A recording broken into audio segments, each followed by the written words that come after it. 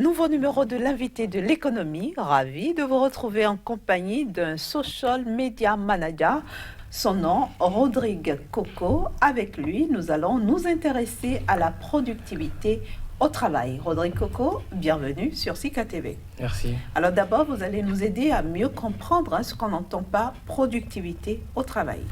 C'est le volume de travail qu'une personne ou qu'une équipe peut rendre sur une durée donnée de façon efficace. Et quels sont les principes qui sous-tendent la productivité au travail? Il faut la rigueur, il faut vraiment la concentration, et je vais dire l'organisation. Est-ce que la productivité dépend du nombre d'employés ou alors du temps que ces employés passent au travail? On va dire les deux, et ça dépend de quelle mission ils ont, de ces gens-là ont. Et ça dépend de dans quel secteur d'activité ils travaillent. Si vous avez, une activité qui ne nécessite pas nécessairement une équipe de 15-20 personnes, vous n'allez pas prendre 15-20 personnes pour faire un travail efficace. Si vous avez une activité avec 2-3 personnes, vous pouvez le faire sur un temps où les gens peuvent avoir le temps en fait, nécessaire pour faire le travail. Si c'est bon, ça pourrait se faire. Je vais dire, le secret, c'est l'organisation. Comment on peut apprécier la qualité de la productivité de ces employés? Est-ce qu'il faut fixer à la base des objectifs? Bien sûr, il faut fixer des objectifs. C'est important, on ne peut pas naviguer. Il faut fixer des objectifs et fixer un deadline. Et confier la tâche qu'il faut à la personne qu'il faut. Ça, c'est important. Cela suppose qu'à la base, on a déjà bien choisi ses employés. Voilà. Quelles sont les qualités qu'il faut rechercher en fait chez ces employés? Enfin, moi, hormis la compétence, je recherche chez les gens leur organisation et leur rigueur. Ça, c'est deux choses très importantes. Parce qu'une personne organisée, une personne rigoureuse va bien faire son travail si elle a la compétence. Et après, il y a l'esprit d'équipe. Parce que si vous avez des gens dans votre équipe, dans votre entreprise qui n'arrivent pas à se parler, je ne suis pas sûr qu'ils seront productifs. Donc, il y a toute cette panoplie de choses qu'il faut analyser avant de déterminer qui choisir. L'individu lui-même qui doit travailler. Il faut que la personne travaille soit dans un environnement clair, vous voyez, qu'il ait une vision claire de son environnement. Et que, quand vous dites environnement, c'est le cadre de travail? Le cadre du travail, le cadre du travail. Que ce ne soit pas un cadre de travail où tout le monde est là et puis, je ne sais pas comment je vais dire, en fait, que ce soit ordonné, que chacun ait son espace de travail. Vous voyez? Chacun ait son espace de travail et que chacun sache à l'avance ce qu'il doit faire. C'est important. Parce que si la personne ne sait pas qu'est-ce qu'elle doit faire, elle va se perdre.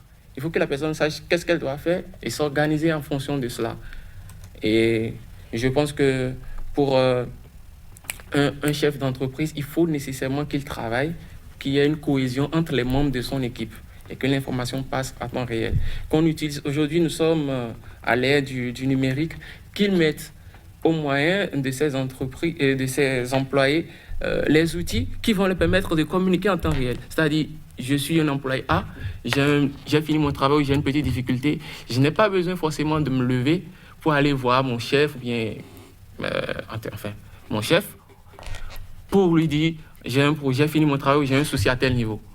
C'est là où interviennent les plateformes de travail collaboratif, tout ça. L'employé est au travail pour 8 heures de temps dans la journée. Oui. Et comment optimiser ces 8 heures de temps par jour? Tout d'abord, j'avais dit au début que l'entrepreneur doit connaître le pic de productivité de son équipe. L'employeur lui-même doit connaître son pic de productivité. C'est important. Normalement, les chercheurs ont fait une enquête, ils ont fait leur recherche, ils ont dit entre 8h et 11h, les gens sont très productifs. À partir de 11h, ça descend. Et ça remonte à partir de 16h16. Ils ont donné 16h16 que ça remonte jusqu'à 18h, 17h30, 18h.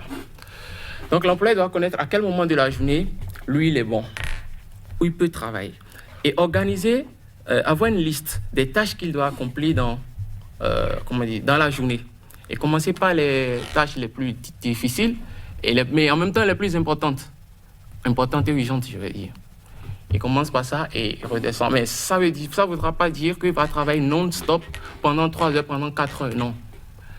Pendant qu'il travaille, la personne doit pouvoir créer des temps morts qu'on appelle pause café, pause médias sociaux, pour juste se détendre et sortir un peu de l'environnement du travail, même s'il est au travail, enfin l'environnement des réflexions, de la concentration, pour revenir bien en forme après. Ça voudra dire aussi que la personne qui travaille doit éviter les distractions. Qu'est-ce que ça voudra dire? Ça voudra dire éviter les mails, les alertes, c'est-à-dire les téléphones qui vous en disent vous avez reçu une notification WhatsApp, vous avez reçu un nouveau mail.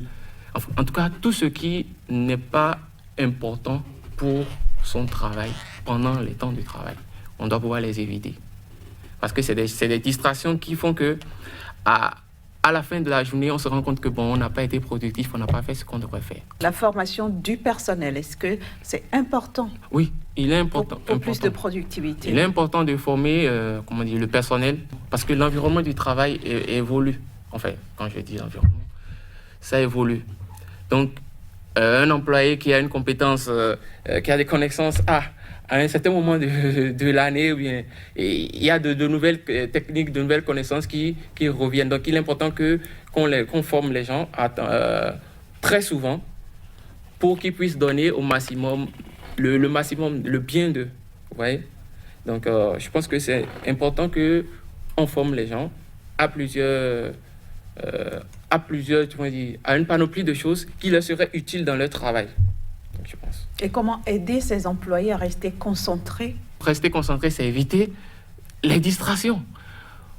Éviter réellement les distractions. Si dans votre entreprise, vous n'avez pas besoin d'Internet, vous n'avez pas besoin des réseaux sociaux, il faut les couper. Il faut que le chef d'entreprise puisse mettre en place une stratégie qui empêche les gens d'aller sur les réseaux sociaux dans l'entreprise. Parce qu'aujourd'hui, nous sommes à l'ère où les réseaux sociaux nous utilisons plus les réseaux sociaux. Tout le monde utilise les réseaux sociaux. Donc, je pense que c'est plus l'objet de distraction dans l'entreprise. Après, la télévision. Je ne sais pas. Je pense que dans une entreprise, les gens n'ont pas forcément besoin de la télévision pendant les heures de travail. Quand dans le même temps, vous dites qu'il faut intégrer les nouvelles technologies, est-ce qu'il n'y a pas une certaine contradiction? Non, il n'y a pas une certaine contradiction. Intégrer les nouvelles technologies, ce n'est pas pendant les heures de travail. Il y a Asana, par exemple, qui est une application qui vous permet à tous les membres de l'entreprise d'être ils doivent télécharger cette application, d'être là-dessus. Et puis, chacun dit, le patron dit qui doit faire quelle tâche dans la journée et il sait tout ce que chaque individu doit faire dans l'entreprise dans la journée. Et chacun des employés peuvent, s'ils finissent leur activité, rendre compte en même temps sur la plateforme. Et le chef d'entreprise, il sait. Ce n'est pas de la distraction, ça. Ça, c'est les nouvelles technologies dans le cadre de l'entreprise, de la productivité, du rendement de l'entreprise. Je suppose que je suis une entreprise de service. Oui. J'ai 5 employés à charge. Nous produisons peut-être du lundi au vendredi.